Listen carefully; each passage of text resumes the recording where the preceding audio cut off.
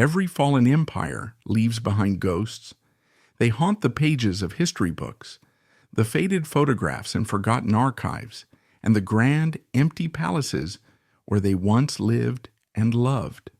For the mighty Austro-Hungarian Empire, a vast and ancient realm that simply vanished from the map in 1918, one of its most tragic and poignant ghosts was a young prince named Archduke Franz Karl Salvator. His name is not one that rings through history. He is not Franz Ferdinand, whose death lit the fuse of the First World War. He is not Crown Prince Rudolf, whose tragic suicide at Mayerling became the stuff of legend. He was a quieter figure, a younger son from a junior branch of the imperial family, a young man whose life was a brief flicker of light before being extinguished by the greatest catastrophe his world had ever known. Born the grandson of the legendary Emperor Franz Joseph, he was a prince of the ancient Habsburg dynasty, destined for a life of immense privilege. But his story is not one of power and palaces. It is the quiet, heartbreaking tale of a gentle, artistic soul who was thrust into the brutal meat grinder of the First World War. He was a prince who preferred a camera to a cavalry sabre, the serene beauty of the Danube to the blood-soaked mud of the trenches. This is the story of how that war consumed him, body and soul, leading to his quiet, almost forgotten death in a hospital bed at the age of just 24, mere weeks before the armistice that would have saved him. His is the tale of the Vanishing Prince, a symbol of a lost generation and the quiet, personal sorrows that are the true cost of history's grand catastrophes. To understand this gentle ghost, we must first resurrect the glittering, anxious, and ultimately doomed world that made him. To truly understand Franz Karl, we need to step back in time to feel the extraordinary, almost fantastical atmosphere of the Austro-Hungarian Empire at the close of the 19th century. Imagine a vast, sprawling mosaic of nations, languages, and cultures, all held together by the ancient, almost mystical crown of the Habsburgs. From the imperial grandeur of Vienna to the bustling markets of Budapest, from the snowy peaks of the Alps to the sun-drenched coasts of the Adriatic, this empire was a magnificent, beautiful, and deeply troubled tapestry of tradition and contradiction. This wasn't a modern, homogeneous nation-state like France or Britain. It was a multinational entity, a patchwork quilt of Germans, Hungarians, Czechs, Poles, Croats, Serbs, Slovenes, Slovaks, Italians, Romanians, and many others, all governed by one of the oldest, most aristocratic, and most deeply Catholic families in Europe. At its head sat a man who was less a ruler and more a living monument, Emperor Franz Joseph I. By the time Franz Karl was born in 1893, Franz Joseph had been on the throne for an astonishing 45 years. He had come to power during the great revolutions of 1848 and had reigned through wars, political crises, and the dramatic transformation of the modern world. He was a relic of a bygone era, a man who still believed in the divine right of kings. His daily routine was legendarily rigid, starting before dawn and ending late at night, a life dedicated entirely to the crushing burden of holding his fragmenting empire together through sheer force of will and bureaucratic diligence. His personal life had been a litany of unimaginable tragedy. His brother, Emperor Maximilian of Mexico, was executed by firing squad. His only son, Crown Prince Rudolf, committed suicide at Mayerling, and his beautiful, enigmatic wife, the Empress Elizabeth Sisi, was assassinated by an anarchist. These sorrows had etched themselves onto his face, giving him an aura of profound, almost holy melancholy. He was the stoic, grieving father of a vast, unruly family of nations. His court at the Hofburg Palace in Vienna still clung to a rigid, elaborate Spanish etiquette that seemed frozen in time. Yet the city outside the palace walls was a hotbed of revolutionary new ideas. This was the Vienna of the Belle Époque, a golden age of art, music, and intellectual ferment. While the emperor was initialing state papers, Gustav Klimt was painting his shimmering, erotic masterpieces. Sigmund Freud was exploring the dark, uncharted territories of the human mind, and Gustav Mahler was conducting symphonies that soared with both breathtaking beauty and a deep melancholic awareness of an ending era. The air in Vienna was thick with genius, beauty, and a profound sense of anxiety. It was a world of immense cultural splendor, but also one where everyone could feel the deep cracks forming in the foundations of their society. Nationalist tensions simmered, social unrest brewed, and the vast, slow-moving machinery of the imperial bureaucracy creaked under its own weight. It was a grand, beautiful, and dying world, and the final act was about to begin. Franz Karl was born into a particularly unique and privileged branch of this venerable family. He was a Habsburg archduke, but his connection to the throne was unusually close. His father was Archduke Franz Salvator, a prince from the Tuscan line of the Habsburgs, known for his charm, his intelligence, and a surprisingly progressive spirit. His mother, however, was what made his position truly special. She was Archduchess Marie Valerie, the youngest and most intensely beloved daughter of Emperor Franz Joseph himself. Marie Valerie was a fascinating figure, known throughout the empire as the only one. She was the only one of the emperor's children born in Hungary, a political gesture that endeared her to the Hungarian people. More importantly, she was the only one of his children with whom the stoic, reserved emperor had a genuinely warm and loving relationship. Unlike her older siblings, including the tragic Rudolph, she was allowed a relatively normal upbringing for a princess, away from the suffocating strictures of the main Viennese court. Her marriage to Franz Salvator in 1890 was a genuine love match, a rarity in a world where royal weddings were usually cold, strategic transactions. This foundation of love and mutual respect would define the home they created for their 10 children. They chose to raise their family not in Vienna, but primarily at Schloss Walsee, a magnificent castle perched on a hill overlooking the broad, slow-moving Danube River in the heart of the Austrian countryside. This choice was deliberate. Marie Valerie wanted to give her children the kind of free and affectionate childhood that she had cherished, and that was impossible in the rigid, formal atmosphere of the Hofburg. Schloss Walsee became an oasis of warmth and relative informality. It was less a court and more a grand, bustling country house, filled with the laughter and games of a large and happy family. Marie Valerie, a devoted and meticulous mother, kept detailed diaries, and it is through her loving eyes that we get the clearest glimpse into the private world of young Franz Karl. Imagine the scene: a sensitive, thoughtful boy growing up surrounded by his 9 siblings.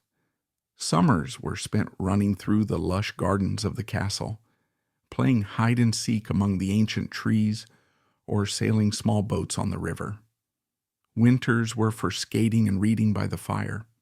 His mother, a talented artist herself, encouraged his creative pursuits. It was a world steeped in culture and history, but also one filled with a simple human love that was often absent from the lives of other royal children. He was being raised not just as a prince, but as a person. It was an idyllic existence, a pocket of sunlit peace in a world that was unknowingly preparing for war. Franz Karl Salvator was born on February 17, 1893. As the 4th son, he was not burdened with the immediate pressures of being a direct heir, which allowed him a certain freedom to develop his own personality and passions. His mother's diaries paint a portrait of a sweet-natured, intelligent, and deeply thoughtful boy strongly attached to his parents and siblings. From a young age, it was clear that he had inherited the artistic temperament of his mother's family, the Wittelsbachs. But his chosen medium was strikingly modern. He developed a deep and lasting passion for photography. In the early 20th century, photography was not the simple point and shoot affair it is today. It was a complex, almost alchemical process involving heavy cameras, fragile glass plate negatives, and a deep understanding of light and chemistry. For a young archduke to embrace this new technology so enthusiastically was unusual. It suggests a modern mind, one fascinated by the intersection of art and science. His surviving photographs, many of which are preserved in Austrian archives, reveal a remarkable talent. They are not the stiff, formal portraits typical of the era. Instead, they are filled with a quiet, lyrical beauty. He had a keen eye for composition and a deep appreciation for the subtle play of light and shadow. He took stunning landscape photographs of the Austrian countryside he loved, capturing the misty mornings over the Danube and the sun-dappled paths of the Vienna woods. He also took intimate, informal portraits of his family, catching his sisters in moments of quiet reflection or his younger brothers at play. His photography gives us the most direct insight into his soul.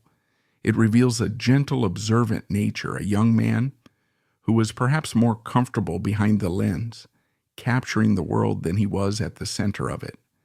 It was his way of ordering the world, of finding and preserving the fleeting moments of beauty in a life that was, for all its privilege, lived in the shadow of his family's immense and tragic history. But even for a younger son, the duties of a Habsburg archduke were inescapable, and the primary duty was always military service. It was a point of honor, a tradition stretching back centuries. Every male Habsburg was, first and foremost, a soldier in the service of the emperor. And so, the quiet artist put down his camera and took up the sabre. Like his brothers, Franz Karl entered the Austro-Hungarian military.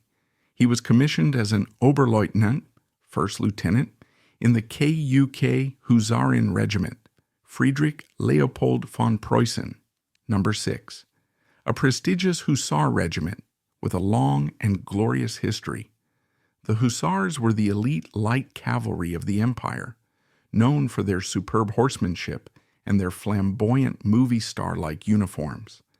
Imagine him in that uniform, the elaborate gold-braided jacket known as a dolman, the fur-trimmed cap or shako, set at a jaunty angle, the gleaming cavalry sabre at his side. He would have looked every inch the dashing prince from a romantic novel. His life would have become one of endless riding drills, formal parades, and the strict hierarchical world of an imperial officer's mess. As a dutiful son and a loyal subject of his grandfather, the emperor, he performed his tasks without complaint. But one can't help but feel the profound tension between the two halves of his life, the quiet, sensitive photographer and the dashing cavalry officer. It was a conflict that he would, for a time, manage to balance. In the early summer of 1914, Franz Karl was a young man of 21. His future seemed pleasantly mapped out. He had his comfortable family life at Walsee, his artistic pursuits, and the light, almost ceremonial duties of a junior officer in a peacetime army. The world was at peace. The long, golden summer of the Belle Epoque stretched out before him. He was privileged, protected, and his life seemed secure. But history had other plans. A single, bloody act in a distant corner of his family's empire was about to trigger a global catastrophe, and the quiet artist prince would be dragged from his beautiful, ordered world and thrown into the heart of the fire. That single gunshot in a dusty Balkan city was the sound of a door slamming shut on a century of peace. The sunlit world of garden parties and grand tours vanished overnight, replaced by the stark, urgent reality of mobilization orders and troop trains. For the quiet artist prince of the Danube, this was not just a call to duty, it was a summons to an unimaginable new world of mud, blood, and industrial slaughter, a world that would demand his innocence as its first casualty. The summer of 1914 was one of the most beautiful in living memory. Across Europe, a long golden peace had reigned for decades, and the continent's elite drifted through the season in a haze of blissful self-confidence. In the grand capitals of Vienna, Paris, and London, the talk was of new art, new music, and new technologies like the telephone and the automobile. War was something that happened in distant colonies, a thing of the past, a romantic notion from history books. For a young man like Archduke Franz Karl Salvator, celebrating his 21st year, the future must have seemed a long and sunlit road. His life was a comfortable and predictable blend of idyllic country living at Schloss Walsee, his artistic pursuits with his beloved camera, and the light, almost ceremonial duties of a junior officer in a peacetime army. He was privileged, protected, and his future seemed utterly secure. He, along with an entire generation of young Europeans, was standing on the edge of a precipice, completely unaware of the abyss that lay just one step ahead. And that one step would be taken on a hot summer's day in a distant, troubled corner of his family's sprawling empire. On June 28, 1914, the news of a shocking assassination began to spread rapidly by crackling telegraph wires across the continent, reaching major cities like Vienna, Berlin, and Paris within hours through the extensive network of undersea cables and landlines that connected Europe's diplomatic and media hubs. In the Bosnian capital of Sarajevo, which had been annexed by Austria-Hungary amid rising ethnic tensions, the heir presumptive to the Austro-Hungarian throne, Archduke Franz Ferdinand, and his morganatic wife, Sophie, Duchess of Hohenberg, had been fatally shot during an official visit intended to inspect military maneuvers and bolster imperial loyalty in the volatile region. The attack occurred shortly after 10:45 a.m. near the Latin Bridge, following a failed earlier attempt when a conspirator, Nedeljko Chabrinović, hurled a bomb at their motorcade which bounced off the car's folded convertible top and exploded behind it, injuring bystanders and officers, but sparing the royal couple. Undeterred, Franz Ferdinand proceeded with his itinerary, but a wrong turn by the driver exposed them to 19-year-old Bosnian Serb nationalist Gavrilo Princip, a member of the Black Hand secret society backed by elements in the Serbian military, who fired 2 shots from a FN Model 1910 pistol at point-blank range, one severing the Archduke's jugular vein and the other piercing Sophie's abdomen, leading to their deaths within minutes. For most of the world, this was a shocking political event that disrupted the summer's tranquility, dominating newspaper headlines and sparking debates about Balkan instability, with initial reactions ranging from outrage in Vienna to cautious sympathy in London and Paris, where it was seen as a localized crisis unlikely to escalate beyond the region. But for Franz Karl, sequestered in the peaceful haven of Schloss Walsee, a Renaissance-style castle on the Danube River, surrounded by lush gardens and farmlands that served as his family's primary residence, the news would have been a deeply personal blow, shattering the illusion of security in their aristocratic world. Franz Ferdinand was his first cousin once removed, Franz Karl's mother, Archduchess Marie Valerie, being the sister of Franz Ferdinand's father, Archduke Karl Ludwig, making him a familiar, if somewhat formidable and famously short-tempered, figure from imperial gatherings at the Hofburg or Schönbrunn Palace, where family obligations often brought them together for holidays, weddings, or state ceremonies.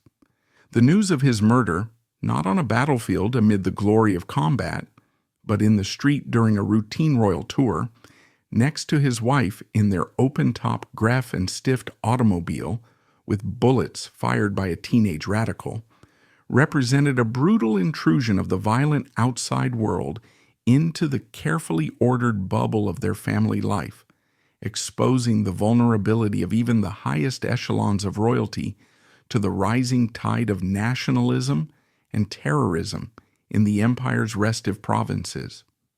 We can turn to the diaries of his mother, Archduchess Marie Valerie, a prolific chronicler whose personal journals, preserved in the Austrian state archives and partially published posthumously, provide intimate insights into the Habsburg family's private reactions during this period.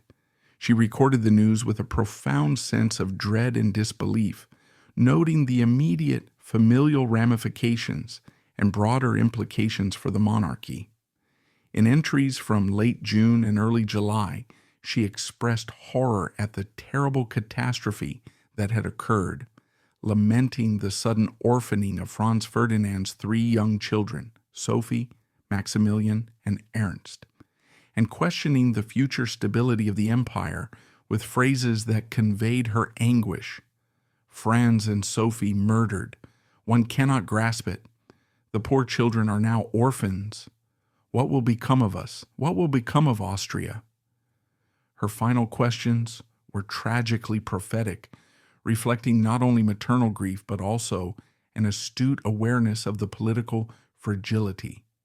She, like so many others in the imperial circle, sensed that this was not just another assassination in a long history of royal plots, such as the 1898 stabbing of Empress Elizabeth or the 1889 Mayerling suicide pact, but a unique spark that could ignite the powder keg of entrenched alliances, ethnic grievances, and militaristic rivalries simmering across Europe.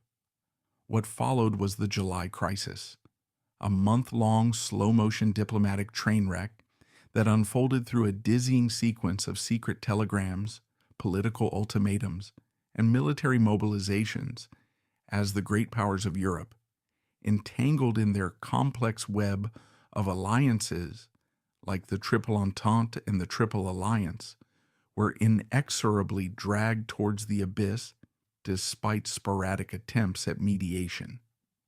Beginning with Austria-Hungary's internal deliberations, supported by Germany's blank check assurance of unconditional backing on July 5th to 6th, Vienna drafted a harsh ultimatum to Serbia on July 23rd, demanding suppression of anti-Austrian propaganda, dismissal of implicated officials, and Austrian involvement in the investigation, terms designed to be unacceptable and justify invasion.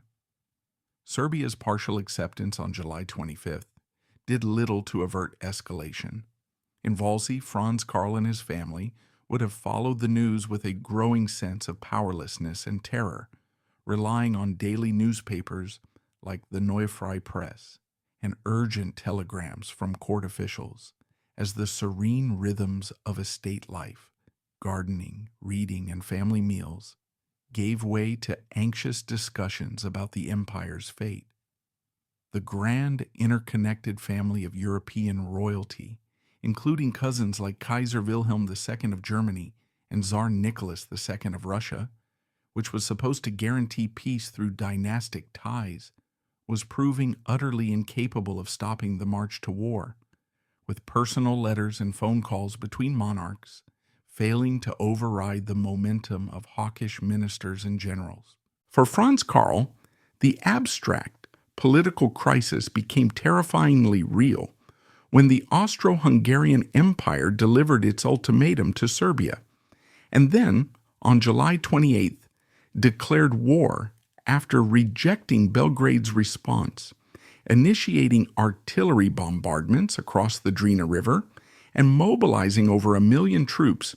WorldWar1.com Russia, as the self-proclaimed protector of the Slavic Serbs and bound by pan-Slavic sentiments, began partial mobilization on July 29th, escalating to full general mobilization by July 30th to counter perceived threats along its borders. Germany, honoring its alliance with Austria-Hungary formalized in 1879, demanded Russia stand down in receiving no compliance, declared war on Russia on August 1st, simultaneously mobilizing under the Schlieffen Plan to preempt a two-front war. France, tied to Russia by the 1894 Franco-Russian alliance and fearing German encirclement, declared war on Germany on August 3rd after Berlin's declaration against Paris. And finally, when Germany invaded neutral Belgium on August 4th to execute a swift flanking maneuver against France, violating the 1839 Treaty of London that guaranteed Belgian neutrality, Great Britain, as a signatory to that treaty and concerned about continental balance of power, issued an ultimatum and declared war on Germany at 11 p.m. that evening.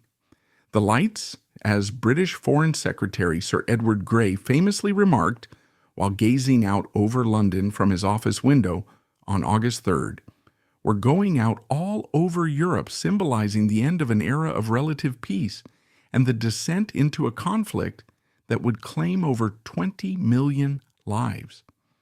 The initial reaction to the war in Vienna, as in so many other European capitals, was not one of horror, but of a strange manic euphoria.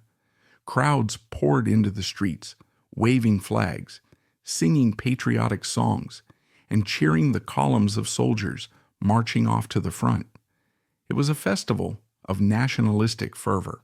An entire generation raised on romantic stories of glorious battles and heroic cavalry charges, naively believed that this would be a short, thrilling adventure, a chance to prove their manhood and be home, victorious, before the leaves fall from the trees.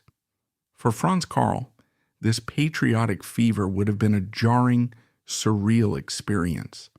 The military service that had been a pleasant ceremonial part of his life was now a matter of life and death. The moment the declaration of war was announced, he was no longer an artist who happened to be a prince. He was an officer of the imperial and royal army, and his country was calling. The farewell at Schloss Walsee must have been a heartbreaking scene. His mother, Marie Valerie, would have been torn between imperial duty and a mother's terror. She had already lost one child, her own mother, and her mother-in-law to tragedy. Now she was sending her beloved Franzi, her sensitive gentle boy, off to the horrors of the front. The stoic formal goodbyes expected of a Habsburg family would have barely concealed the raw fear and emotion beneath the surface. He would have traveled by train to join his hussar regiment as it mobilized for the front. The atmosphere on the troop trains in those first days of August 1914 was famously jubilant. The carriages were decorated with flowers and patriotic slogans. Young men, Franz Karl among them, sang as they rolled towards the eastern frontier, towards what they believed would be a swift and glorious victory over the Russian bear. But the world they were about to enter would bear no resemblance to the romantic paintings of 19th century warfare that hung in their palaces. The First World War was the first truly industrial war, a conflict where battles were decided not by courage and chivalry, but by the cold, impartial power of the machine gun, heavy artillery, and barbed wire. And no branch of the army would learn this lesson more brutally or more quickly than the cavalry. The Austro-Hungarian cavalry was the epitome of the Old World, with their magnificent horses, their flamboyant, colorful uniforms, their plumed hats and gleaming sabers. They were a living embodiment of imperial glory. They rode off to war in 1914, expecting to fight, as their ancestors had for centuries, in glorious, sweeping charges across open fields. What they found instead was a battlefield that had been transformed into a static defensive nightmare. The first great battles on the Eastern Front, in the vast rolling plains of Galicia, what is today Poland and Ukraine, were a slaughterhouse for the cavalry. As the proud hussar regiments charged forward, they were met not by opposing cavalry, but by a hail of machine gun fire and a storm of artillery shells. Men and horses were cut down in their thousands, their colorful uniforms turning the fields red. It was a horrific, bloody lesson in the realities of modern warfare. The age of the cavalry charge was over, dead in the mud of the first month of the war. For Franz Karl, this would have been his baptism of fire, a shattering, terrifying introduction to a new and savage kind of conflict. After the initial disastrous battles, the war on the Eastern Front settled into a grim pattern. It was a war of immense scale, fought across a vast and unforgiving landscape, a chaotic and brutal struggle of movement and attrition that was, in many ways, even more hellish than the static trench warfare of the Western Front. As a junior officer, Franz Karl would have been thrown into the heart of this inferno. He, the boy who had grown up in the serene beauty of Schloss Walsee, was now living in a world of mud, blood, and constant deafening noise. The gentle, artistic soul who loved to capture quiet, beautiful moments with his camera was now witnessing horrors that would defy the imagination of the darkest painter. He saw men torn apart by artillery shells, listened to the screams of the wounded in the no-man's land between the lines, and endured the sheer, grinding misery of life at the front. His mother's diaries from this period are a testament to the family's constant anxiety. She mentions his brief letters home, which were always carefully censored and relentlessly cheerful, speaking of duty and camaraderie, never of the true horror. But she could read between the lines. She noted the change in his tone, the exhaustion that even his carefully chosen words could not conceal. The physical hardship was immense. The winter of 1914-15 on the Eastern Front was legendarily brutal. Soldiers lived in crude frozen dugouts, often standing for days in knee-deep icy water. Frostbite and trench foot were rampant. Food was scarce, and disease was a constant companion. For a young man raised in the comfort and cleanliness of a palace, these conditions would have been a catastrophic shock to the system. But it was the psychological toll that was perhaps even more devastating. The concept of shell shock, what we now know as post-traumatic stress disorder, was only just beginning to be understood. For a sensitive and artistic young man like Franz Karl, the constant exposure to death, the deafening roar of the guns, and the ever-present gnawing fear would have inflicted deep and invisible wounds. He saw friends and comrades die, witnessed acts of brutality that would have been unimaginable just a few months earlier. His brief, infrequent leaves at Schloss Walsee would have been surreal experiences. He would step off a train from the front, caked in mud and smelling of the trenches, and enter a world of quiet elegance, of servants and clean linen, a world that seemed to belong to another planet. He would have struggled to reconcile the two realities, to explain the horrors he had seen, to a family that could never truly comprehend them. He was becoming a stranger in his own home, isolated by an experience that could not be shared. The carefree boy who had left for war in the summer of 1914 was gone forever. In his place was a weary, traumatized soldier, the optimism of his youth destroyed in the fields of Galicia. He had survived his baptism of fire, but the war was far from over. It was settling into a long, grinding stalemate, a permanent state of existence. The war had already scarred him. Now it would begin its slow, methodical work of consuming him completely. The initial violent shock of combat had passed. Now came something more insidious, more soul-destroying, the slow grinding attrition of a war without end. This was a new phase, where the greatest enemy was not always the soldier in the opposing trench, but the gnawing despair, the endless cold, and the quiet erosion of the body and spirit.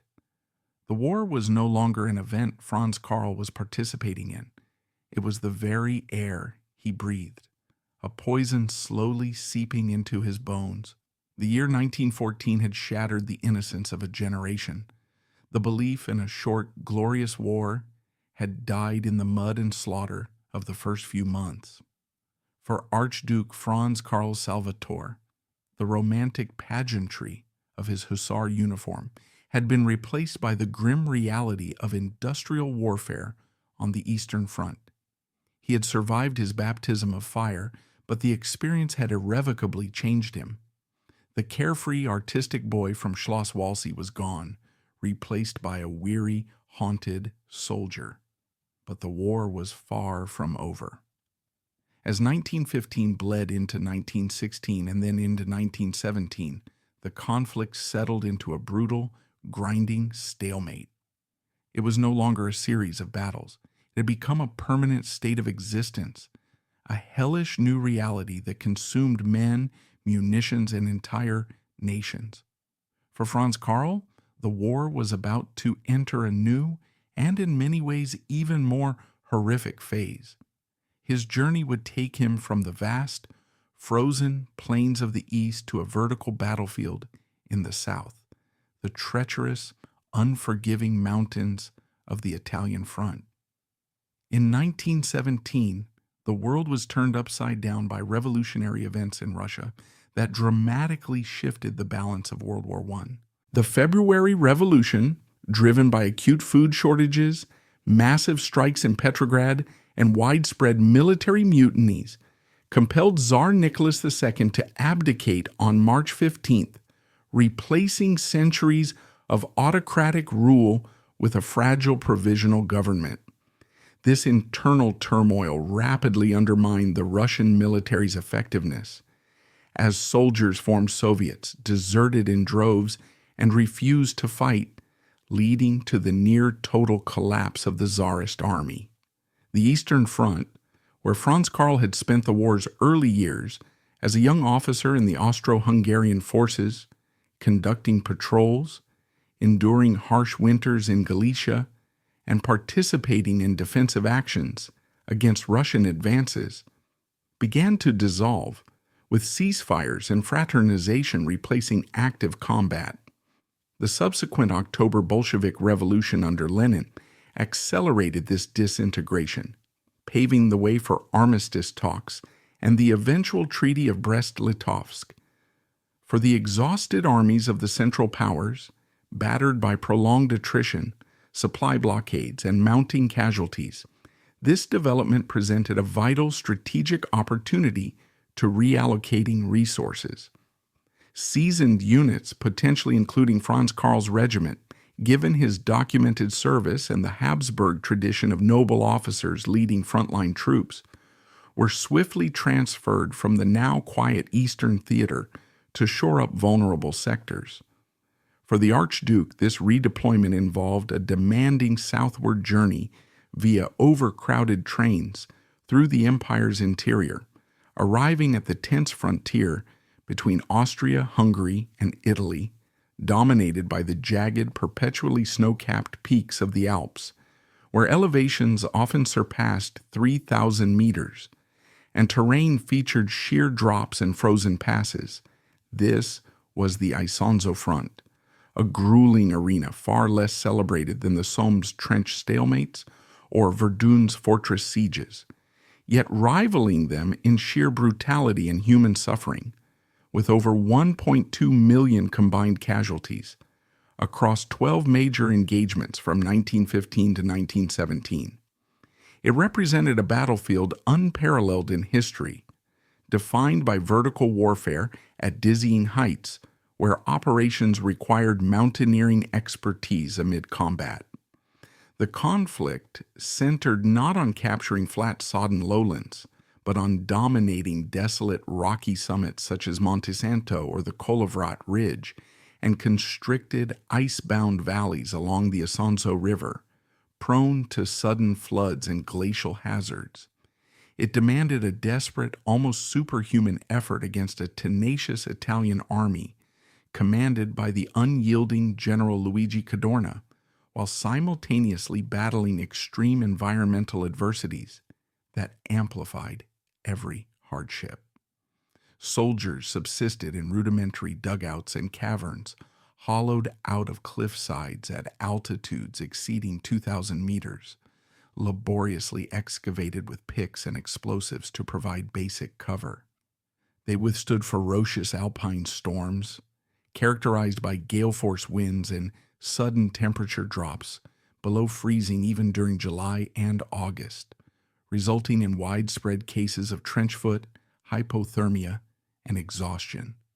Perils extended beyond Italian artillery volleys to catastrophic avalanches, often initiated by shell impacts or heavy snowfall, capable of engulfing whole companies in roaring cascades of snow and debris. Rock slides, frequently provoked by relentless bombardments that fractured unstable slopes, posed another routine danger, hurling tons of boulders onto exposed positions and supply routes. For Franz Karl, nurtured with a profound affection for Austria's natural splendor through youthful explorations in the Danube regions and photographic documentation of unspoiled vistas, observing these cherished mountains devolve into a slaughterhouse of devastation must have inflicted an exceptionally deep emotional anguish.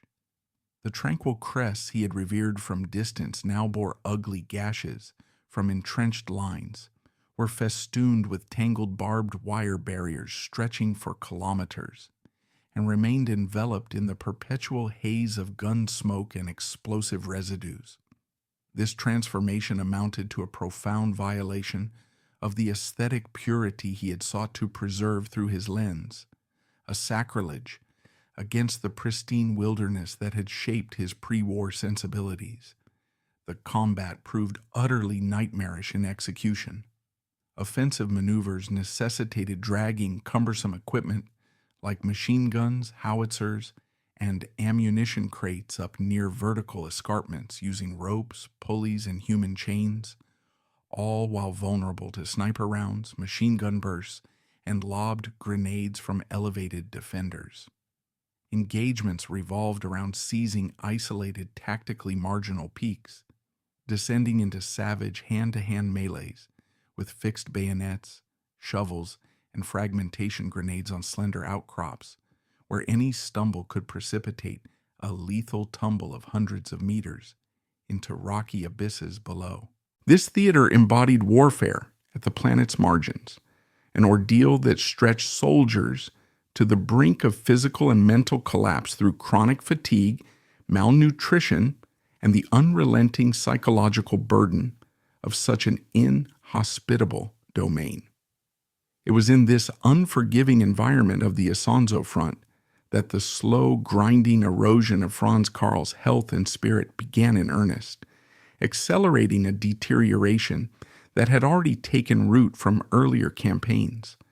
By 1918, the war had shifted from one of rapid advances and retreats to a protracted test of endurance, where survival hinged on withstanding prolonged hardship rather than decisive maneuvers.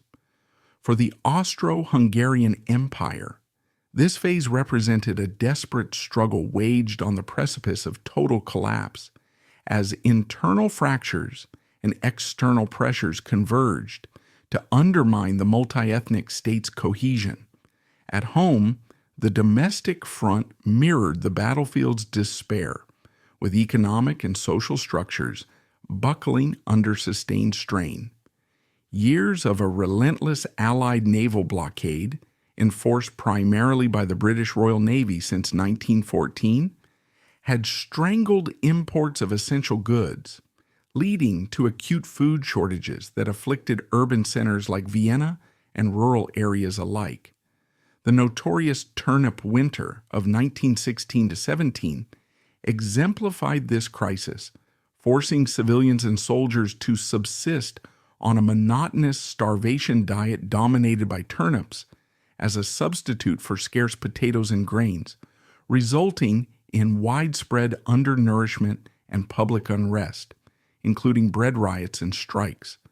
For the soldiers entrenched on the front lines, this translated into a persistent, debilitating hunger that sapped their strength daily.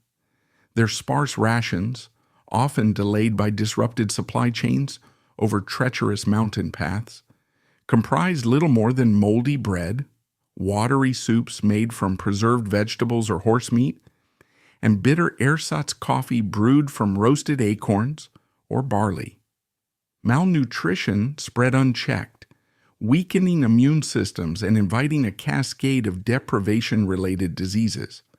Scurvy from vitamin C deficiencies causing bleeding gums and joint pain, dysentery from contaminated water sources leading to severe diarrhea and dehydration, and other ailments like beriberi, tuberculosis, and anemia that exploited their compromised bodies, contributing to soaring mortality rates even outside direct combat.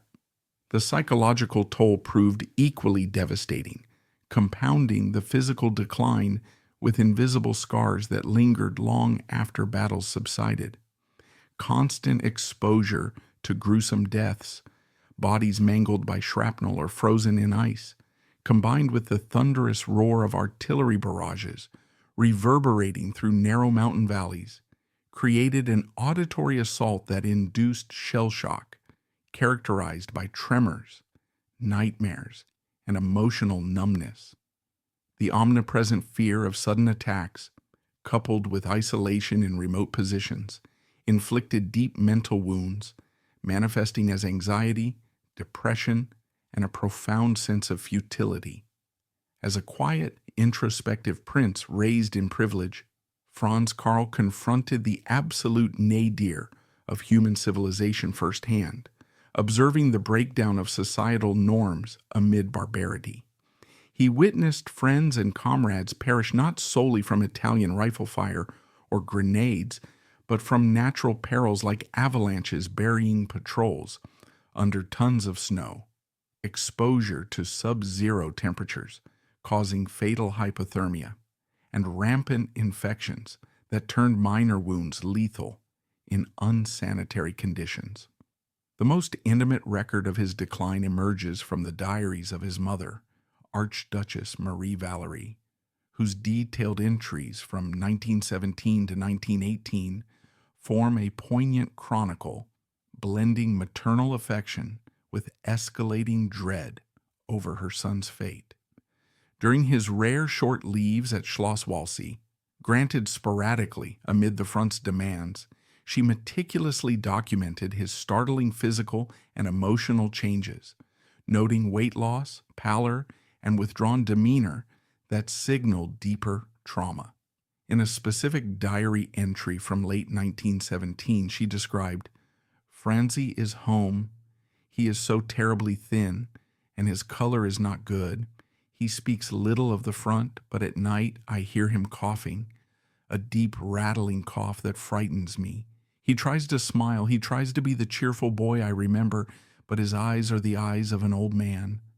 They have seen too much. He spends hours just sitting by the river, staring at the water, as if trying to wash the things he has seen from his memory."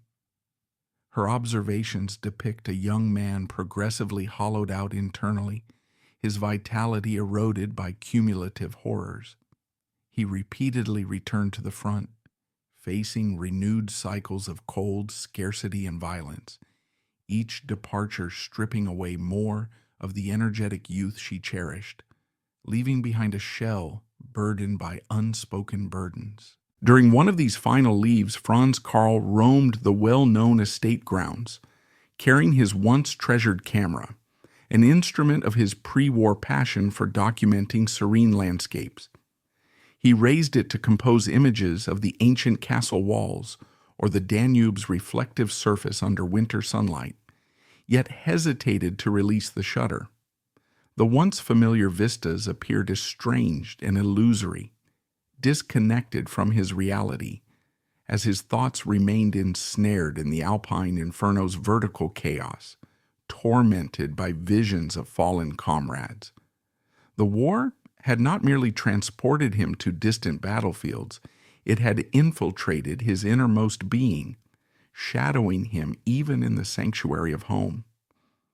In the autumn of 1918, as the exhausted armies of Europe staggered through the final bloody months of the war, a new and even more terrifying plague descended upon the world. It became known as the Spanish flu. It was a virulent, mutated strain of influenza that was unlike any that had come before. It was especially deadly to young, healthy adults whose strong immune systems would overreact to the virus, creating a cytokine storm that would ravage their own lungs. The pandemic swept across the globe with terrifying speed, killing more people in a single year than the entire 4 years of the war had. It moved through the crowded trenches, barracks, and military hospitals like wildfire. For the malnourished, exhausted, and battle-stressed soldiers of the Central Powers, it was a final, apocalyptic blow. It was in the midst of this devastating pandemic, the Spanish flu that ravaged Europe in 1918 and claimed an estimated 50 million lives worldwide, that Franz Karl's already weakened body finally succumbed to its cumulative toll. The virus, which spread rapidly through overcrowded military camps and urban centers, struck with particular ferocity among young adults like him, whose immune systems overreacted in a cytokine storm, leading to severe respiratory failure. Sometime in late September or early October 1918, he fell gravely ill, his condition deteriorating amid the autumn wave of the pandemic that overwhelmed medical facilities across the collapsing Austro-Hungarian Empire. It did not occur on the active battlefield, amid the thunder of artillery or the chaos of an assault, but rather in the relative safety of a rear-area military hospital or sanatorium, likely one in the Tyrolean region or near Vienna, to which he had been evacuated due to his progressively failing health from prior exposures to cold, malnutrition, and infections on the front lines. The official diagnosis recorded pneumonia, a frequent and often fatal secondary complication of the Spanish flu, where bacterial infections exploited the virus-damaged lungs, filling them with fluid and pus that obstructed breathing. Yet this was a disease against which his war-ravaged body possessed no remaining strength to combat effectively. The preceding years of chronic poor nutrition, from rations deficient in vitamins and proteins, combined with unrelenting stress from constant vigilance and loss, and the persistent living in damp, unsanitary trenches and dugouts infested with lice and rats, had utterly demolished his immune system. At 24, he exhibited the frailty of an elderly man, with diminished lung capacity from repeated respiratory ailments, weakened muscles from caloric deficits, and a psyche eroded by trauma, all rendering him highly susceptible to the pathogen's onslaught. His final days unfolded as a quiet, fading affair marked by progressive isolation and decline, typical of flu victims in overburdened wards, where medical care was limited to basic palliatives like aspirin for fever and oxygen tents if available. Archduchess Marie Valerie, his devoted mother, received the dreaded telegram at Schloss Walsee, a terse military dispatch that conveyed the grim news of his critical state, confirming the fears she had harbored through her diary entries, chronicling his transformations during leaves. She hastened to his bedside, arriving to find her son reduced to a pale, feverish shadow, skin sallow from jaundice-like symptoms, breaths labored and shallow, consciousness drifting in a delirious haze induced by high fever, and hypoxia, where fragmented memories of alpine horrors might have resurfaced amid hallucinations. On October 10, 1918, Archduke Franz Karl Salvator of Austria, Prince of Tuscany, died at the age of 24, his passing noted in official Habsburg records amid the empire's final convulsions. His end lacked drama.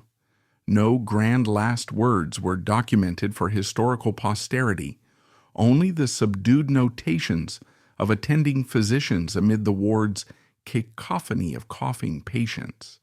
It embodied the quiet, tragic, and profoundly lonely death of a sensitive young man ill-suited to the era's barbarities, worn down by a world of industrialized slaughter he had never been prepared to endure. The war did not claim him through a single violent blow like a shell fragment or bayonet thrust. Instead, it slowly and methodically consumed him over 4 years, eroding his vitality through incremental deprivations until his life extinguished not by direct combat, but by the sheer, overwhelming, and soul-crushing weight of the conflict's multifaceted assaults on body and mind. He perished as an archduke loyal to an empire that, during his last fevered days, was literally ceasing to exist around him, the Austro-Hungarian monarchy fracturing under defeat, mutinies, and nationalist uprisings. The empire officially dissolved in the closing weeks of October and early November 1918, with the abdication of Emperor Karl I on November 11th and the establishment of successor states like Austria, Hungary, and Czechoslovakia. Thus, Franz Karl died in service to a fatherland that had already vanished, his sacrifice emblematic of the countless young lives lost in the twilight of a doomed imperial order. And so the quiet prince died a quiet death, just as the guns across Europe began to fall silent. An empire was gone, a war was over, a generation was lost. When the grand impersonal machinery of history finally grinds to a halt, what remains? What is left in the silence? Only the ghosts.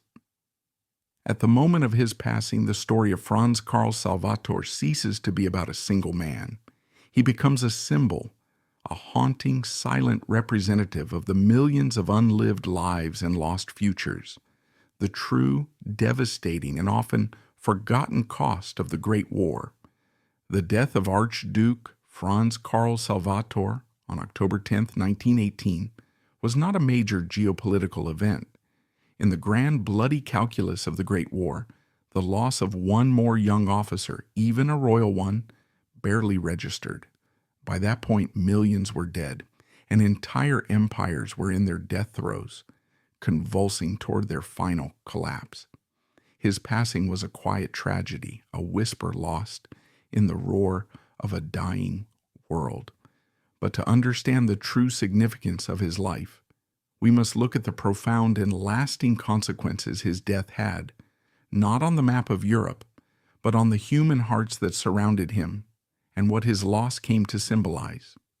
The most immediate and devastating impact was on his mother, Archduchess Marie Valerie. The beloved youngest daughter of Emperor Franz Joseph had already endured a lifetime of Habsburg tragedy. She had lived through the suicide of her cousin Crown Prince Rudolf at Mayerling and the assassination of her own mother, Empress Elizabeth, in Geneva. Her diaries, a remarkable and deeply emotional record of the era, become almost unbearable to read in the final months of 1918. Her entries are a frantic, desperate litany of prayers for her Franzi, as she affectionately called him. When the news of his death finally arrived at Schloss Walsee, her grief was absolute. She wrote in a passage of almost shocking rawness for a woman of her stoic upbringing, "My Franzi, my dear good boy, is gone. The sun of my life has gone out. Now I know what it means to truly suffer. The war has taken my dearest, my most sensitive child. He was not made for such brutality. It has broken him, and it has broken my heart. Her words reveal the devastating truth behind the official cause of death. He was a casualty of the war as surely as if he had been struck by a shell. His sensitive soul, the very quality his mother cherished, was what made him so vulnerable to the war's relentless cruelty. For Marie Valerie, his death was the ultimate personal testament to the futility and horror of the conflict that was destroying her world. His death was also a tragic and powerful symbol of the end of an era for the entire European aristocracy. For centuries, military service had been the highest calling for a young nobleman. It was a glorious, romanticized affair, a theater for courage and honor. The Great War destroyed that illusion forever. The image of a dashing hussar on a magnificent charger was replaced by the reality of a terrified boy cowering in a muddy, rat-infested trench, waiting for the whistle that would send him over the top to face a machine gun. The war demonstrated with brutal finality that industrial slaughter had no respect for noble birth. Princes and peasants died the same ugly death. Franz Karl's quiet, unglamorous end in a hospital bed, worn down by disease and exhaustion, was a far more accurate representation of the war's reality than any heroic painting of a cavalry charge. His death and the deaths of countless other young aristocrats like him marked the end of their class's martial identity. The old code of chivalry had died in the mud of the Western Front and the frozen mountain passes of the Isonzo. In this, his story becomes part of the larger universal narrative of the lost generation. This was the generation of young men born in the final confident years of the 19th century who were sacrificed on the altar of the 20th. He was a prince, but his fate was shared by millions. The young poets like Wilfred Owen, the artists, the scholars, the farm boys, the factory workers, whose potential was extinguished in the conflict. His story, stripped of its titles and palaces, is the story of them all, a life of promise cut tragically short. It serves as a powerful reminder that the war's toll is measured not just in the number of lives lost, but in the future that died with them. The books never written, the art never created, the children never born. And then there was the final devastating consequence, the collapse of his world. Just 1 month and 1 day after Franz Karl's death, on November 11th, 1918, the armistice was signed. The war was over. The next day, his great-uncle, the Emperor Charles, was forced to renounce all participation in the affairs of state. The Austro-Hungarian Empire, a political entity that had existed for centuries and had defined his family's entire existence, simply dissolved. The Habsburgs were no longer rulers. They were exiles. Their titles became meaningless. Their palaces were confiscated, and they were forced to leave their homeland. Franz Karl's parents, his 9 surviving siblings, all became citizens of a small new Austrian republic that viewed them with suspicion and hostility. His death, in a way, spared him this final painful humiliation. He died an Archduke of Austria, a prince of a still existing empire.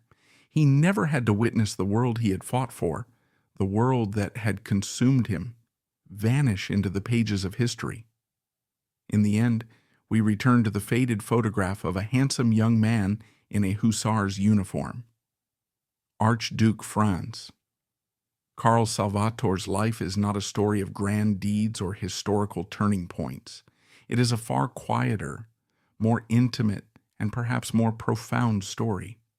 It is a portrait of a gentle, artistic soul who was thrust into the role of a soldier in the most brutal war in human history.